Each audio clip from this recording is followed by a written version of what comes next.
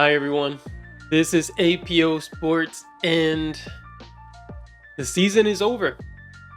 And to me, the WNBA is over, at least for this season, as the Indiana Fever lose to the Connecticut Sun 81-87. There's so much to talk about right now, about this game, about what it means, about what the Fever should do moving forward with the players, and even what does the next season look like, and then what is Caitlin Clark going to do during the offseason. It seems like she's not going to be a part um, of any league, whether that is the unrivaled or a European league. So she said she's going to be golfing a lot until it gets cold in Indiana. So that's great. I mean, I think if anything, she deserves a huge break. But we have to talk about this game, and I think this experience, of course, is great for the Fever. It's better that they made the playoffs um, than if they had missed the playoffs. So I think this was good. They get a taste of what it looks like, especially getting after or trying to compete with a team like the Connecticut Sun, who have it seems like they have a bunch of clutch players and really good defense. So I just don't know, with Caitlin Clark moving forward, if she's going to encounter defensive schemes such as this, and it's likely that she is going to encounter defensive teams like this moving forward, because people are gonna look to this as the blueprint for how to guard the Fever, which I think is dangerous, right? Because it wasn't really much about the defense, but about the inexperience of the Fever. The fact that some of these players, you can tell that they've never been in this moment before. The moment was too big for some of the players, right? And I don't think it was too big for Boston, for Clark, for Lexi Hall, because they've all been in NCAA title games. Uh, you know, Boston won NCAA championship. Lexi Hall won a double NCAA championship, and Caitlin Clark has been to two NCAA championships. So maybe with some of the players who, that the moment got too big, and I get it. It happens. Not everyone is built or meant to be in those moments. But right now, I've been catching some heat on Twitter just based on a post that a tweet that I posted, which maybe I went a little bit too hard on Kelsey Mitchell, especially that last sequence, which we're going to talk about, because I think that last sequence that happened in the game with the Sun up by one, and the Fever with the ball with a minute left, that was significant. That was pretty much, that was pretty much the game. Of course, a lot of other things happened that led to that moment, and why the Fever was even in that position to depend on that one possession alone. But that one possession was critical. So we're going to talk about it. And again, this is not my intent with the tweet, as it is going to be my intent with this video. It's not to disparage Kelsey Mitchell in any way. If I was covering, Major League Baseball, if I'm covering the NBA, I'm simply going to call out the key plays that I see where the game shifted or where the game was lost. Of course, we can talk in general terms, but we have to talk specifically about these things and about the players that were the protagonists in some of these either costly mistakes, or sometimes when they come up huge in these games as well. You highlight those plays that were significant. And for the Fever, that was the play that defined that game and ended up losing the season. So we're going to talk about that. Of course, we're going to talk about some of the players. We're going to talk about Christy Sides.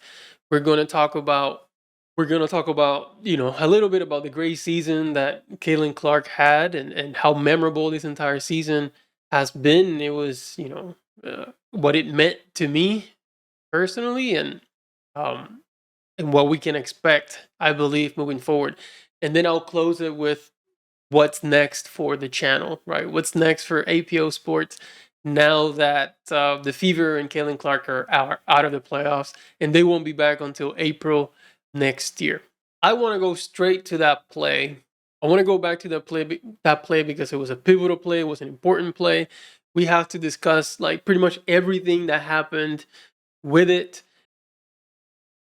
Okay, so here we go. Here we have what pretty much the offensive play before that play. So here we also have, so this was a miscue, I think, from Christy Sides, right? Because she calls timeout, which I don't think you should have called here with 2 seconds left on the shot clock. She calls timeout to kind of design a play, but the play that they design doesn't work with Lexi Hole taking it out of bounds. Like if you wanted to make this play to get the ball to Aaliyah Boston down low, then you need Caitlin Clark taking the ball out of bounds. But it seems like they wanted to kind of do some sort of deception for the Connecticut Sun players to think that they were going to Caitlin Clark. So the attention is on Caitlin Clark as Lexi Hole makes the pass to Aaliyah Boston. It just did not deliver, and it didn't work out. The ball just went flying out of bounds. Here we go. Here's the play. Boston kind of has good position, but again, she just threw it away. So here's the play. This is I believe where we all knew that the Fever season was over, even though they had a great chance to win. You know, you have Connecticut up by 1 with 1:08 left, and the Fever have possession. So here, Caitlin Clark is getting the ball cross half court, gives it to Mitchell. Mitchell, a three, which I'm not mad about. So I'm not mad about her taking that three at all. Did I think that was the best play? No, but it's okay, right? It's a hit or miss league. You know, if she hadn't made that shot, we would all be praising Kelsey Mitchell, but she missed it. I'm not mad at players for taking shots. You know, I'm never going to be upset at players for taking and missing shots, unless you know that you tend not to make shots, right? Like if, I don't know, if Fact Bentley, which made a huge three, I did not see that coming, but if Fact Bentley took that three right here at that time, I'd be like, all right, you know, what are you doing? Or what are we doing? You're not the one who's supposed to be taking that shot, right? If it's someone that's it's not supposed to take the shot, but that three step back for Kelsey Mitchell, we've seen her make that many times throughout the entire season. So that's not the problem. The problem is here. And as you can see, she gets her own rebound, and no one, absolutely no one, has any interest in guarding her. I think the Sun kind of gave up and said, okay, this is going to be a layup. But she got in her head a little bit too much, in my opinion. She was overthinking it. Maybe she was already like, you know, she was already shook from having missed the three, so she gets the rebound and she's like, well, maybe I shouldn't shoot it again. But she had a free lane, right? Boston had it. I'm not sure who's the one there who's covering Boston, but there was no intent to get after Mitchell here. She could have been more aggressive. But anyways, what she decides to do is the absolute worst possible thing that you could do in this type of situation, which is kind of go up, jump with the ball and in the air with nowhere to go. And, you know, I mean, and that's just bad. That's just really bad. You want to at least take a shot there. You don't want to give the ball away, especially in transition. But we can tell now that's twice, right? So I can see within Kelsey Mitchell that she's already like, oh crap, I missed the three. She grabs the ball, her confidence is shook. So that's why she doesn't go back up. If her confidence was intact, she would have went back up to try laying the basketball, try to get a foul. But it was shook. So she turns it over. Now this is double, right? So we talk about the missed three, the turnover, and she's got all of that in her head as she comes back on defense for this defensive possession. So let's look what happens on this side.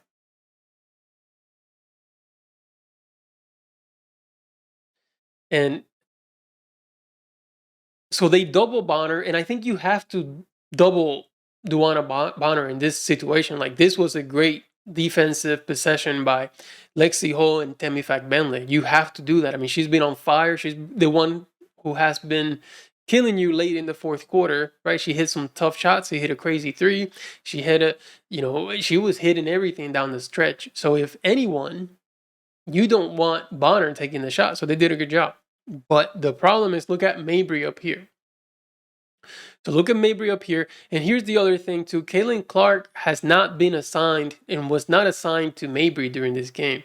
Kelsey Mitchell has the assignment of Mabry. So Caitlin Clark actually was guarding Dejanay Carrington the whole entire game. But since, for this possession, they were not set, they had to get back on defense. This is what it looked like. So this was a miscommunication really between Mitchell and Clark, but Mitchell is not really paying attention. It's not really paying attention to where Caitlin Clark is. She's not paying attention to where Marina Mabry is, who is the most dangerous outside of Bonner. Mabry's the most dangerous shooter, scorer for the Sun. So someone's got to go out and defend her, but you have to be paying attention as to where she's at at all times. But then this is how the play develops. So we go up. Okay, before we get there. So Bonner, and I'll slow it down a little bit. Slow it down a little. So Bonner is here. She's double team. She goes to Alyssa Thomas, and then Alyssa Thomas, no one has to react to her, right? So no one's reacting to her, which is okay, but people are reacting somehow to Jones, which you have to, right? You can't leave anyone open when Alyssa Thomas has the ball. So they react to, I think that's Jones, Bree Jones down here. So they react to Jones, and they react to Carrington, but they leave Mabry wide open. So here we go. See, all Carrington does is just run to nowhere, really, trying to make a cut where she can. There's 3 Indiana Fever players down here. There's nowhere to go. But no one's paying attention. I say no one, but really, I have to say, Kelsey Mitchell's not paying attention. That's pretty much what it is. So she's backtracking to get Carrington, but she has no idea where Mabry is. And look at that shot. I mean, wide open Marina Mabry, who's been hot. Yeah, so Marina Mabry's been hot all series long. She's left wide open. And of course, she knocks down the 3. And that was pretty much it, right? Now you're talking about, could you do something? Yeah, maybe. Maybe they go back and score, but they didn't. But this was just demoralizing in so many different ways. And then you go back on offense, and Kelsey Mitchell's again trying to do too much, doesn't get anything. But I just don't understand why they kept going to her. You already know she doesn't have it. Why do you keep going back to her? I didn't understand that part. But anyways, this is not a pointing fingers. I'm not a pointing fingers kind of guy. I'm not here to, we need to find blame in everything. No, I mean, this is just a lesson learned for the coaches, for the management, for Kelsey Mitchell, for the entire team, right? I mean, this is a crucial play.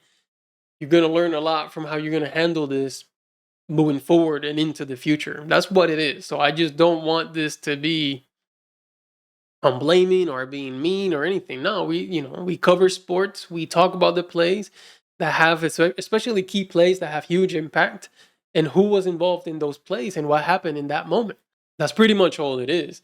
And then, of course, any criticism, because this is what the WNBA, this is kind of what the WNBA is. I'm not saying it has become, because I don't know. I've never followed the WNBA until this season. But what the WNBA appears to be is that if you, and especially when it involves Caitlin Clark, if you criticize another black player, or a black player and not Caitlin Clark, or a white player, then you highlighted it because she's black and all these different things, when it has nothing to do with that. We're just discussing basketball and plays that players make. If it had been Caitlin Clark, then same thing. Hey, this is kind of what cost the Fever this season.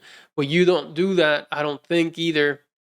I mean, you live and you die with the plays that your best player makes on the floor, right? And here, she didn't really get the opportunity to make that type of play. She took a shot, she missed, but that's okay. Like I said, taking shots and missing shots is part of it. But throwing the ball away like that, that's pretty bad. And then falling asleep on defense for your pretty much your assignment, because Mitchell was guarding Mabry all game. That was her defensive assignment, and lost her for a wide open three to put the Sun up 4 with 45 seconds left. That's significant and has to be highlighted. That's pretty much it. Pretty much it. Has nothing to do with Kelsey Mitchell being black. If she was white, same thing. Would receive the same criticism and the same play would be highlighted, right? And then I took it a little bit far where I said she cost the Indiana Fever this season, but this was just simply when it became clear that the game was over and the season was over, right? So if it had just been an insignificant game, then cost them the game, but it was a do or die game, so it cost the season. I mean, it's the truth of the matter. Nothing more, nothing less, but everything, which I'm gonna do a separate video. So my next video is gonna be about WNBA, the state of the WNBA, I'm gonna get into it. I'm gonna discuss some of the racial components about the WNBA and then Caitlin Clark, because it's just too much. Like, you really can't criticize a player if they're black without being accused of, I don't know, being racist or whatever. Like, it's ridiculous, and we have to be able to have these conversations in covering the league. And as a fan of the Indiana Fever, as covering the Indiana Fever, you have to be able to do that. Do I think Kelsey Mitchell is a great player? Yeah, I think she's an outstanding player. She had a great season, probably the best season that she's had so far in the league. She had a huge impact. I still think she's probably the fourth most important player on the Fever. I think that, Caitlin Clark, of course, is the most important player. Aaliyah Boston after Caitlin Clark, and then Lexi Hall. To me, that's the three untouchables, right? You can't touch those three players at all. And then Kelsey Mitchell, and what does she do during the offseason? I don't know. She's a free agent. There's been hints that she wants to leave, but also hints that she wants to stay. I really don't think if she decides to sign somewhere else, that it's going to be that significant of a hit to the Fever roster. I think they can find some sort of score somewhere else as well. Is she good? Yeah, she's good. She's good. Don't get me wrong. She's good. I just don't think the Fever need to re-sign Kelsey, Mitchell. Like, I don't think that's a super high priority. I think it's a higher priority to try to move NaLyssa Smith somewhere else than it is to try to re-sign Kelsey Mitchell, in my opinion. But I don't know.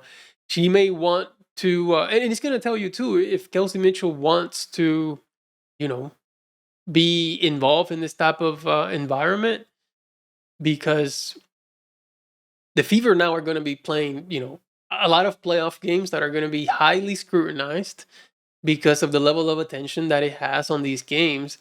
And some people may just not want to live with, or do that, or live with that, or experience that. So maybe she's someone who, she seemed happy to be playing basketball when no one really knew about her. But I don't know. This is just speculation. So I really don't know. All that to say, I respect her game. She's awesome. I just don't know how much of a priority she is during the off season. If she resigns, that's great. I think we should welcome her, or the Fever should welcome her with open arms. But if she doesn't, I think that's okay. As long as it's not Boston or Hull who leave, I think they'll be okay. All right, so let's get into the box score here real quick. I do want to talk about Christy Sides, of course, and we've been super critical of Christy Sides, and I think that after this game, people are just continuing to talk or to criticize Christy Sides because of everything that has piled up to this moment from the entire season. And I understand. I'm not saying that she shouldn't be criticized, but I think she coached a pretty good game. I thought she had some good rotations on the floor. She made the change to bench NaLyssa Smith, and she barely played. She barely played during this game. So I thought those were good moves. That's a gutsy move to decide, you know what? it's time to make it happen. Maybe it was a little bit too late, but it happened nonetheless. Good rotations, good substitutions. I thought. I For my preference, I would have preferred to see Demaris Dantas close out that game instead of Fak Benley, but it wasn't that bad. It was okay. Now, Kelsey Mitchell and Kaylin Clark both did play 40 minutes, so that's a lot. You still have to find some time, some crucial breaks that you can provide to Kelsey Mitchell and Kaylin Clark. And also, I mean, I didn't see the need for Kelsey Mitchell to play all 40 minutes. Maybe Kaylin Clark, yes, but not Kelsey Mitchell. You can easily supplement Mitchell with Wheeler without having to have Mitchell on the court at all times. But anyways, we had Lexi Hall with 8 points, 1 steal, 2 turnovers, 3 rebounds. She always has a solid game, so not criticizing her too much. She was 1 of 5 from 3. You would like to see maybe, because I mean it's 5 wide open shots, right? So you want to see her hit those threes at a higher clip, but it's okay. Tebe Fak Benley had a good game as well. Not too much criticism on her, right? She played some pretty good defense, and she hit that crazy 3, which I was like, wow, I did not see that coming at all. Aaliyah Boston had a huge game, amazing game, like 16 points, 19 rebounds. I mean, she was a beast on the boards. You could count on her to make key shots, and her touch around the rim is just so impressive. Aaliyah Boston is by far the second best player on the Indiana Fever right now, not in the future, right now. So I'm so confused by people who are not impressed or who tend to minimize her impact. But Aaliyah Boston is the real deal, and definitely the second most important player on the Fever. Hey, and then for Kelsey Mitchell, so she had 17 points, which were good. 17 points, 3 assists, 3 rebounds, but the 5 turnovers. And here's the thing with the 5 turnovers: like, you're okay with Kaylin Clark having 5 turnovers, 6 turnovers. Hell, she can have 10 turnovers, and you live with that. But now with Kelsey Mitchell having 5 turnovers, and because you know that they're not like good.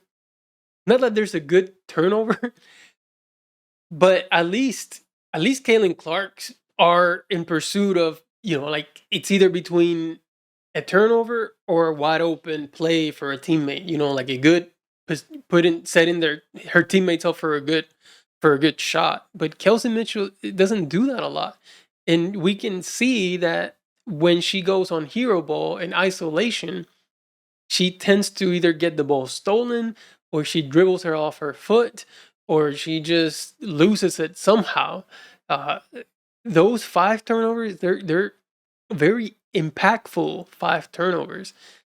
So and of course we already saw the 1 turnover that cost the game. So this is bad when you have Mitchell with 5 turnovers. You got to limit her to at least 2. So she shouldn't be handling the ball that much. Stick to catch and shoot, or catch and penetrate to the basket, but don't try to create or do too much.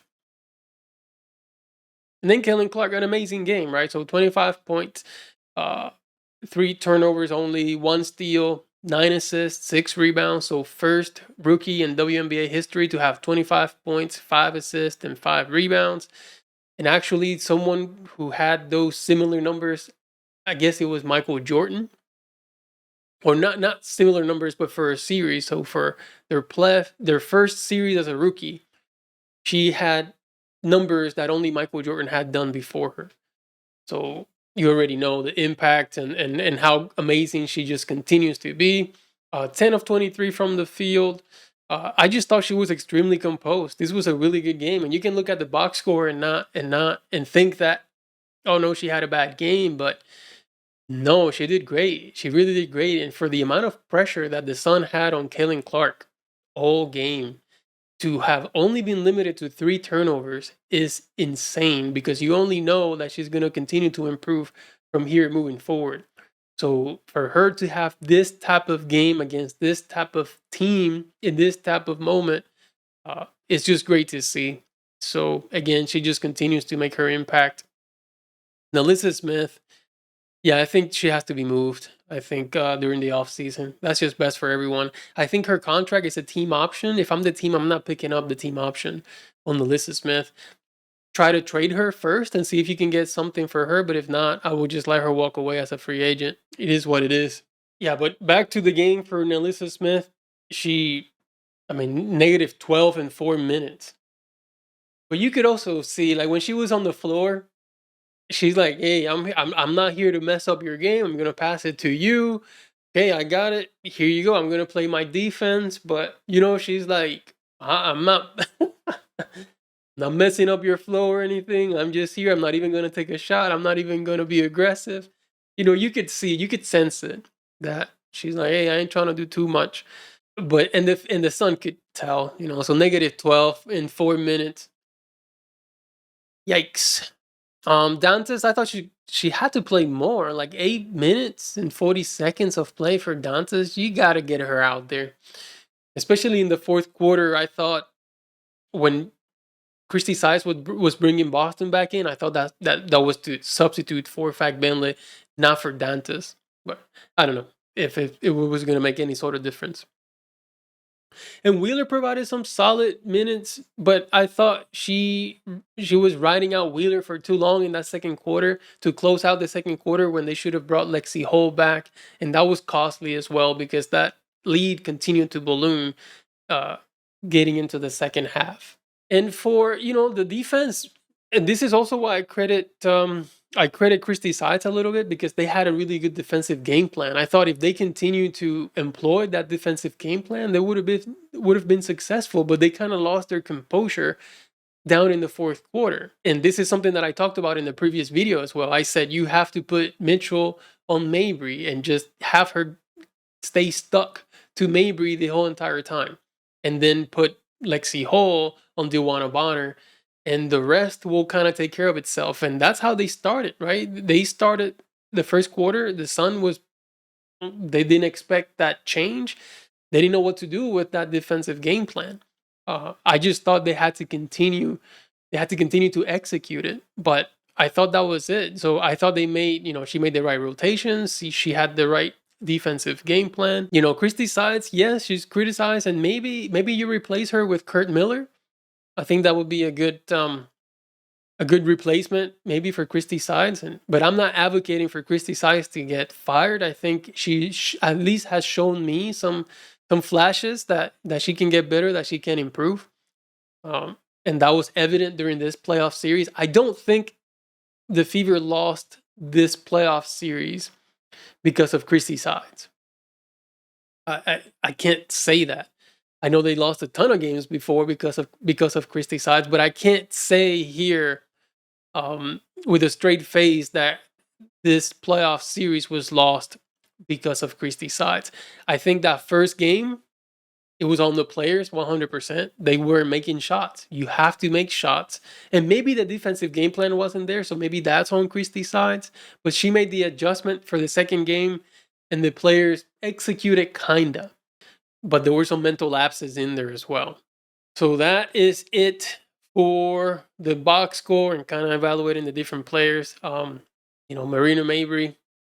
Marina Mabry is a beast. I didn't see that, but even that, she didn't have that big of a game, right? You can look back at it now and say, oh, wow, she has 17 points, but she's 6 of 18 from the floor. Like, she was well guarded, and this was Kelsey Mitchell, right? Kelsey Mitchell did a really good job on Marina Mabry on defense. So that was good, but that last defensive play, they lost her. You can't lose her like that. But she's come a long way too. Like, I do want to give some props to Marina Mabry because I remember there was a game, and I don't know if it was against the Fever. Maybe it was against the Fever because I remember watching it and I remember thinking like, oh my God, like there's something wrong with her maybe in crucial situations because she was at the free throw line. She was about to shoot two, and you can tell in her demeanor, like she did not want anything to do with those two free throws at all. And then she missed them both like really bad. Those were two horrendous free throws. And I thought to myself, wow, this person can't perform under pressure. But now, after knowing everything about this guy, and she requested a trade, and she just seems like a whole different player with a ton of confidence. So um, she killed it. Really, if it wasn't for Mabry, like if the Sun did not have Mabry, I think the Fever win this series 2-0. Like, I think they sweep the Sun, but the Sun won this series because of Marina Mabry. Otherwise, they really don't have another option for scoring. It's only Dewana Bonner, and they become one-dimensional team, and you can guard it easily. But now having two lethal scorers in Bonner and Mabry, that's kind of hard to overcome. So that's it for the box score. I just want to talk about Caitlin Clark real quick, and what a season! What a season for a rookie! What a season for someone who was initially doubted.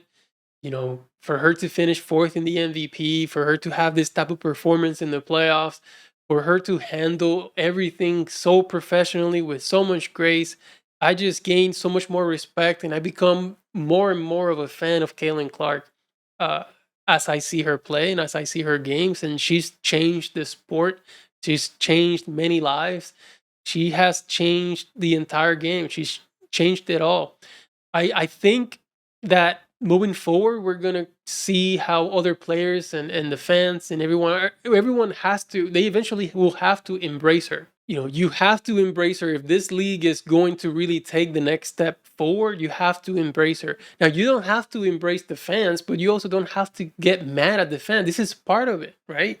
Whenever something is really this successful, you're gonna have great fans, you're gonna have bad fans. It's just what it is. It's what it comes with this level of attention. So you can't neutralize it, you can't stop it. It happens. It just happens with anything that is successful. So I think eventually they're gonna come around. I don't know if next season, but I think maybe by the third season, she's gonna be established as the face of the league, as their best player. Yeah, she's gonna start gaining all their respect. I know that she has gained the respect of a lot of players and a lot of people within the NBA, within the WNBA universe, but that's just gonna continue to increase, in my opinion. And as far as what's next for the channel, I'll continue to cover any news or anything new regarding the Indiana Fever and Caitlin Clark. So during the off season, if there's any movement or anything that has happened with the team or with her, then we're going to be making videos about it.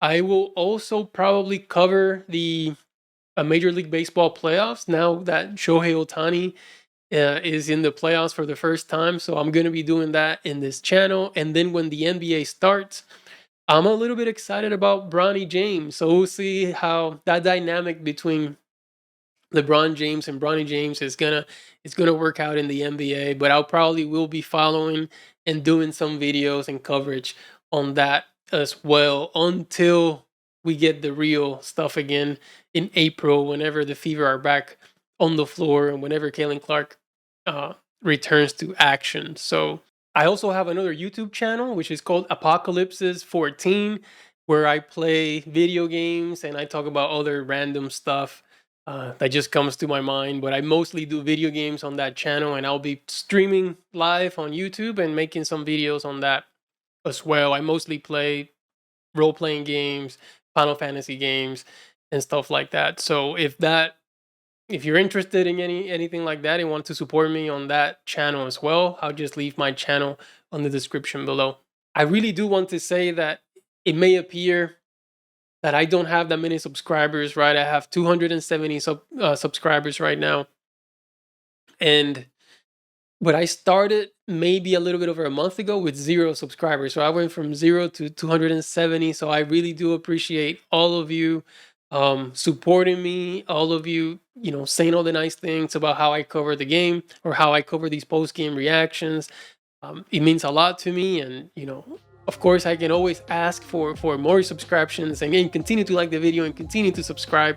But I'm really grateful for where I'm at currently, with the constant viewers that I have, with the audience that I've developed, in all of you. So I really just want to say thank you. And if you find my videos entertaining or you find them useful, then just continue to ride along, because I'm going to continue to do this and to post videos and to follow the Fever and Caitlin Clark for as long as she's in the WNBA. So you got APO Sports for a long time. But that is it for this video. Please be on the lookout for the next one that I talk about the WNBA, the state of the WNBA, the racial issues, and Caitlin Clark. But again, thank you so much for watching, and I'll see you next time.